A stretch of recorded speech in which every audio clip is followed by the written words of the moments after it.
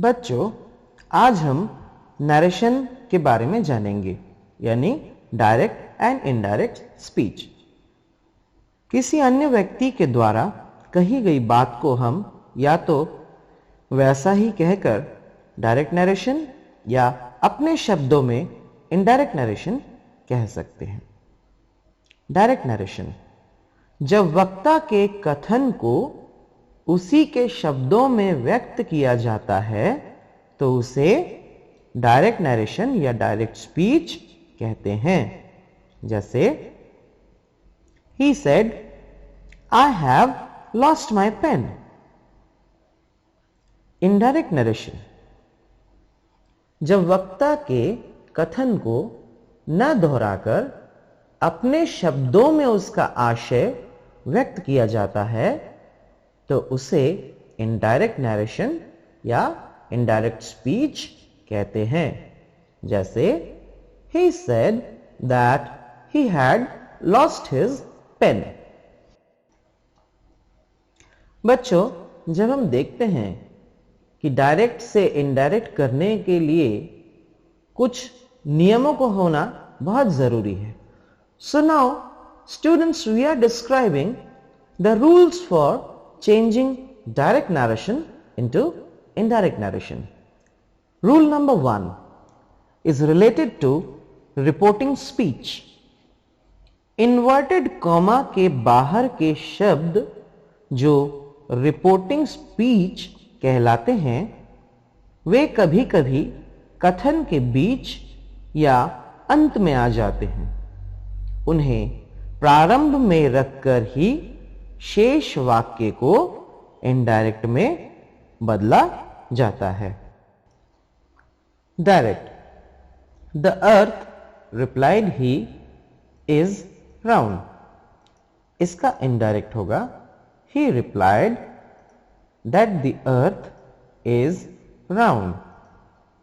Rule number 2, rule related to the person addressed in reported speech। यदि कथन में किसी व्यक्ति को संबोधित किया गया है तो यदि संभव हो तो उसे रिपोर्टेड स्पीच का ऑब्जेक्ट बना लेना चाहिए। उदाहरण के तौर पर, boys said the teacher the earth is round. इसका इनडायरेक्ट बनेगा the teacher told the boys that the earth is round. दूसरा एग्जाम्पल बच्चों हम देखेंगे डायरेक्ट में, friend said he to me the earth is round. Indirect में, addressing me as friend, he told me that the earth is round। 3. Rules related to the removal of useless words, यानी कि indirect बनाने से पहले inverted comma के भीतर sir, madam, no, yes, please, kindly, pray, oh, hello आदि शब्दों को हटा देना चाहिए। चौथा, rules related to reported speech. Reporting verb को चेंज करते समय कथन के अनुसार परिवर्तन लाया जाता है।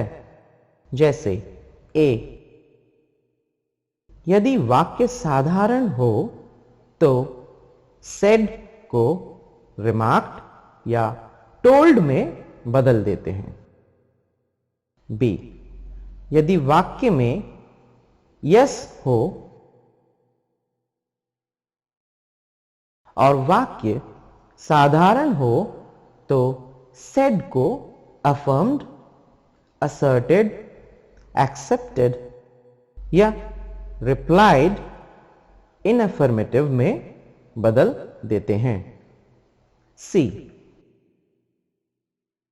यदि साधारण वाक्य में नो का प्रयोग हुआ हो तो सेड को रिफ्यूज्ड, डिनाइड या रिप्लाइड इन नेगेटिव में बदल देते हैं। डी, ऐसा साधारण वाक्य जिसमें आदर सूचक शब्दों जैसे सर, मैम या योर मैजेस्टी का प्रयोग हुआ है, उनमें सेड को टोल्ड रेस्पेक्टफुली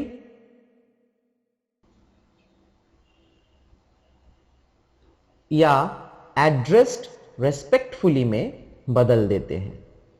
ई, प्रश्नवाचक वाक्यों में asked, inquired of, question, wondered, wanted to know आदि शब्दों का इस्तेमाल किया जाता है। यदि प्रश्नवाचक वाक्य में सर, मैम आदि शब्दों का प्रयोग हुआ हो तो उनमें आस्क्ड रेस्पेक्टफुली का प्रयोग होता है। एफ,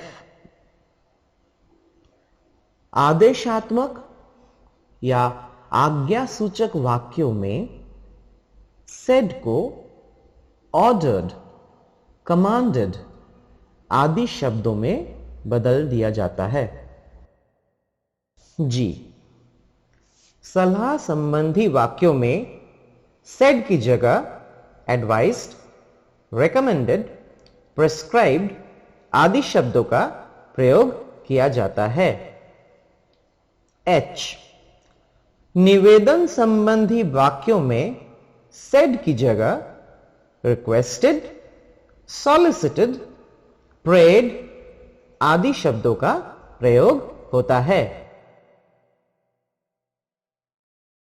आई, निषेधात्मक आज्ञासूचक वाक्यों में सेड की जगह फॉरबेड, प्रोहिबिटेड, प्रिवेंटेड आदि शब्दों का प्रयोग होता है। जे, यस युक्त आज्ञासूचक वाक्यों में अलाउड, परमिटेड, ग्रांटेड शब्दों का प्रयोग होता है। के, लेट युक्त आज्ञासूचक वाक्यों में प्रपोज्ड, सजेस्टेड, अलाउड, रिक्वेस्टेड शब्दों का प्रयोग होता है। एल, हर्ष, आश्चर्य या विषाद सूचक वाक्यों में एक्सक्लेम्ड विथ के साथ संबंधित भावना को उचित रूप से प्रदर्शित करने वाले शब्द का प्रयोग किया जाता है। एम, शोक, दुख एवं विस्मय सूचक शब्द जैसे अलास आदि के स्थान पर एक्सक्लेम्ड विथ सॉरो का प्रयोग होता है। एन, आश्चर्य बोधक शब्दों की जगह एक्सक्लेम्ड विथ सरप्राइज का प्रयोग होता है। ओ, आश्चर्य बोधक शब्द जिसमें ओह, आह आदि आए हैं उन्हें एक्सक्लेम्ड विथ सरप्राइज का प्रयोग होता है। पी, आश्चर्य बोधक शब्द जिसमें व्हाट, हाउ का प्रयोग हो उसमें अप्रिशिएटेड का प्रयोग होता है। और आखिर में Q,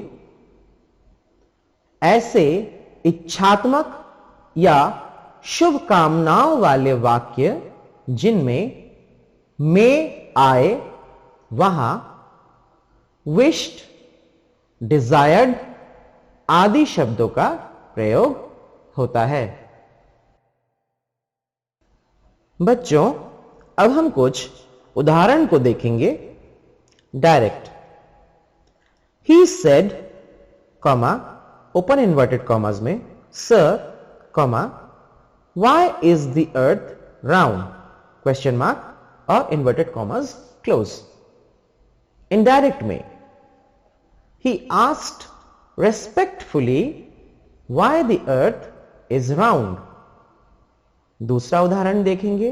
direct, he said to his servant, do it at once। Indirect, he ordered his servant to do that at once।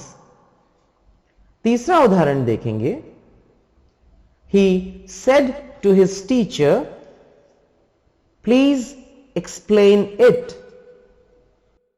Indirect में देखेंगे। He requested his teacher to explain it। इस श्रृंखला में we will study the fifth rule, that is rules related to use of proper connectives। Direct narration के वाक्य से सारे inverted commas को हटाकर कथन के अनुसार कनेक्टिव्स का प्रयोग किया जाता है। ए, साधारण तथा नकारात्मक वाक्यों तथा आश्चर्यबोधक व इच्छात्मक वाक्यों में दैट का प्रयोग होता है। बी, प्रश्नवाचक वाक्य में इफ या वेदर का प्रयोग होता है।